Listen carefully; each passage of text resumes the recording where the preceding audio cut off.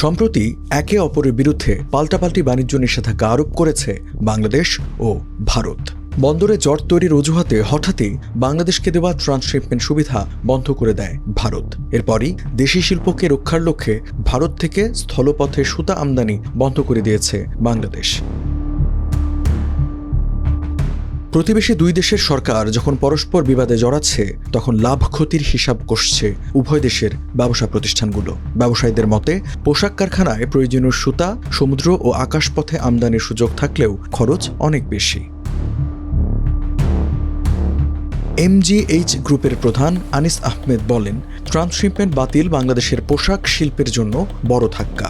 ভারতীয় পথ ব্যবহার করে এক সপ্তাহের মধ্যে পশ্চিমা দেশগুলোতে পণ্য সরবরাহ করা সম্ভব হতো, সমুদ্রপথে তা 8 সপ্তাহ পর্যন্ত লাগে। এদিকে স্থলপথে বাংলাদেশ থেকে পোশাক আমদানিতে নিষেধাজ্ঞা চেয়েছে ভারতের পোশাক প্রস্তুতকারীদের সংগঠন। এতে দুই পক্ষের দ্বন্দ্ব আরও ছড়িয়ে পড়বে বলে মনে করেন বাংলাদেশি বিশ্লেষকরা।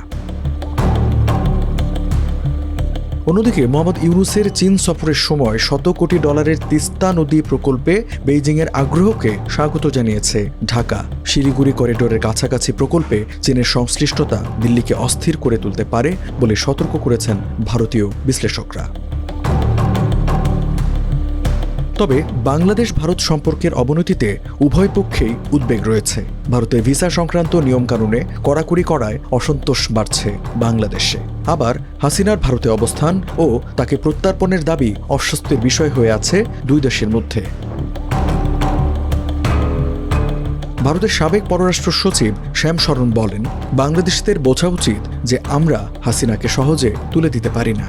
আমি মনে করি ভারতীয় জনমতও সেটি সমর্থন করবে না।